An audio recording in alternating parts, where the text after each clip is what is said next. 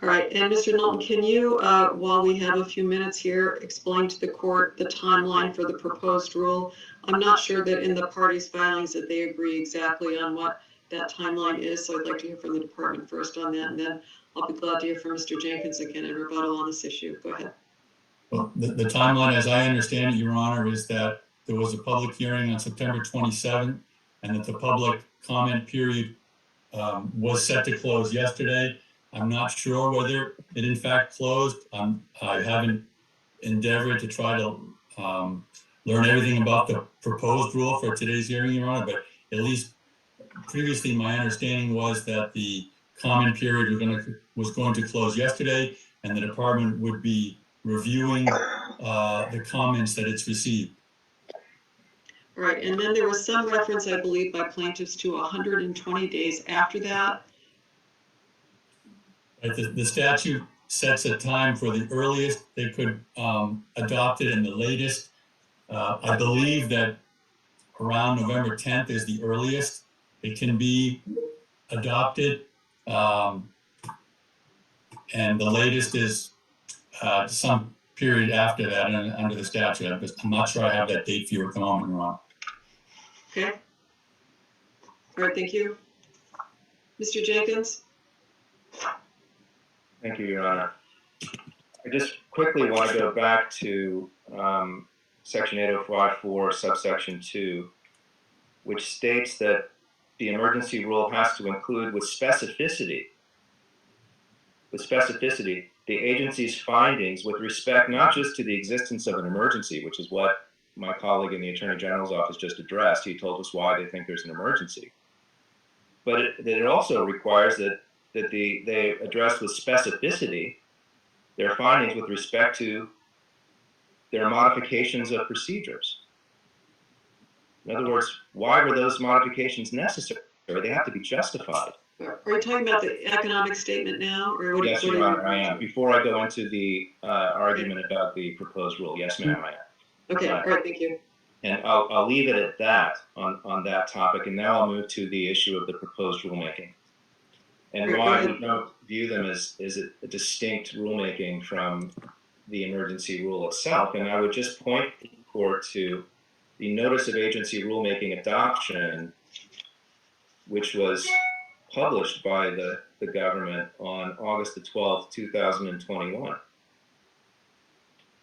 And that notice states in the penultimate sentence of the summary that to avoid any lapse in this new immunization requirement, the department will engage in the standard rulemaking process, which will, in addition to other non-emergency changes, propose these changes to become permanent. So even in the beginning, in the inception of this rulemaking, it was contemplated that there would be further rulemaking. It's one continuous rulemaking for one common objective, which is to impose on these healthcare workers a new vaccine mandate.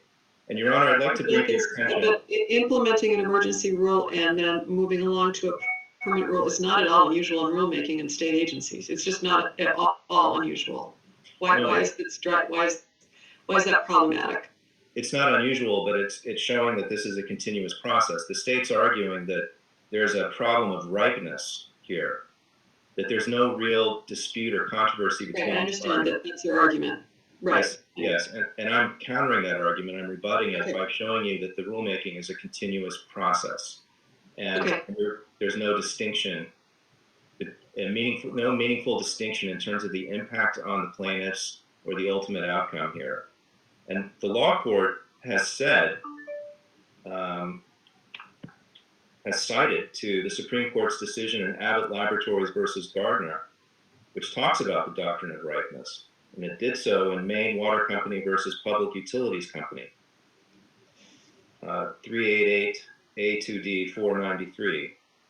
I'd be happy to provide the court with a copy of that case after this hearing if it would like.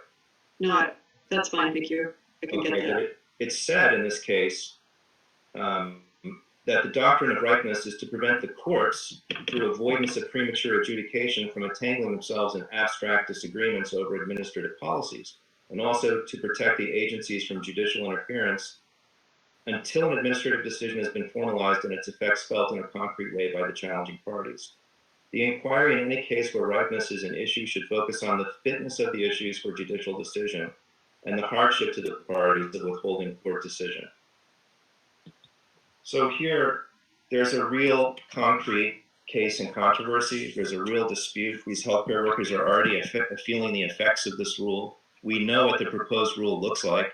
It's not materially different from the emergency rule that exists already, except that it actually increases the burden on the workers by removing any possibility that they could have an exemption based on having had COVID-19 in the past. So from our perspective, it's one continuous rulemaking process leading to the same common objective, which is imposing the mandate on our healthcare workers, and therefore there isn't a ripeness problem. And moreover, Your Honor, the rulemaking that the government's talking about, by their admission, can't be done until November the 11th. But by October the 15th, these healthcare workers must have decided whether they're going to be injected with this vaccine or not. Understood. All right, thank you. Mr. Knoll, you want to respond to the issue of ripeness? We still have time before Dr. McCullough testifies. Yes, Your Honor. The proposed rule is just that. It couldn't possibly be harming the plaintiffs or anyone else. The final contours of the rule have yet to be determined. As Your Honor, I'm sure knows, often rules are tweaked during the rulemaking process. And so it's just not proper to adjudicate a proposed rule whose final contours have not been determined. I'm not sure there's anything more to say about it, Your Honor. It is the quintessential example of a matter that's not right.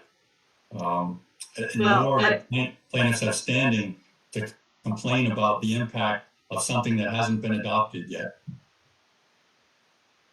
Well, I guess this is my concern, Mr. Knowlton, that I think one of the things that the parties were able to agree on in pretrial telephonic conversations was that this case does need to be resolved soon, and the case needs to get to the law court soon. And I told everybody that I was going to do my best to try to get a decision out as soon as I could. And we expedited this proceeding. We expedited some of the briefing. And if you're talking about the rule being tweaked, but the threat is still there for the plaintiffs, why wouldn't the court take the proposed rule, which I think Mr. Jenkins is correct about? It's not, it's very similar to the emergency rule. And why couldn't the court evaluate the propriety of the process for the emergency rule and at least the stage of the proposed rule that has transpired up to now? Because it does sound, especially in the preamble or the language that Mr. Jenkins cited, there was a reference in the emergency rule to the fact that the department would in fact be immediately or soon implementing a proposed rule or something, which I think is appropriate, and certainly in a case like this, for there to be something more than an emergency rule. So everybody knows going forward what's expected of them. So why, you're saying there's no threat to these folks now from the proposed rule? The proposed rule is not a rule, Your Honor. Again, I think it's appropriate to adjudicate the emergency rule and whether or not that was valid under 8054 and Title 22, 802, but the proposed rule is a proposed rule. It's not in effect. It hasn't been adopted. Certainly the department intends, it's clear from the record, the department intends to ultimately adopt a rule on this point, but the contours, the final contours of that rule haven't been determined. And I'm not sure what Your Honor could rule Well, on. I guess what I'm concerned about is what happening in this case, what has happened in other cases where there have been deadlines, and what comes to mind is the Maine Equal Justice Partners case where this court ruled on one of the deadlines that had come and gone, that had been set forth in the Citizens Initiative that became law. And everybody agreed that that the court could address that one limited issue. Full briefing, full oral argument went to the law court, it came back, and the law court said, well, we're not going to rule on anything until all the issues that have been presented in the plaintiff's case can be adjudicated in one proceeding. That added about, I think about 9 or 10 months to the case. And I'm just trying to figure out some way to send this up once. Maybe that's not possible to do. And I want to be clear, I haven't decided this issue, but I do think it makes sense for everybody, for the plaintiffs, for the defendants, everybody has some certainty about what's expected of them. And that's why I was hoping that the department would agree that the court could address this so it could all go up in one package for them to decide. I appreciate the court's desire to try to be efficient. I think that the October 15th date is somewhat of a bit of a red herring for these plaintiffs. They've all stated they are not going to get vaccinated. So the October 15th deadline just seems to be a false emergency in terms of. October 29th, I think, isn't that the date? That's the.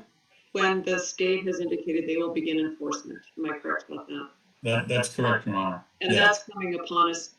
That will be here before we know it. I agree, Your Honor. Just in terms of the proposed rule, it would be like adjudicating a statute that's before a committee, before it is enacted or signed by the governor, and whether or not a statute is unconstitutional. It's just not right. Okay. I understand your position. So I just want, so November 10th is the early, that date right. November 10th is the earliest that it could be finalized, correct?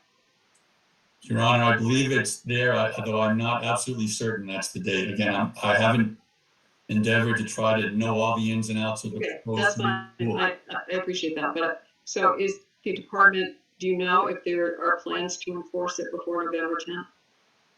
To enforce what, Your Honor? The emergency rule? The last I have seen on that October 29th was the date the governor had extended the time for enforcing the emergency rule from the original date until October 29th. I believe that's still the date. Okay, great, thank you. All right, Mr. Jenkins, anything briefly before we bring in Dr. McCullough?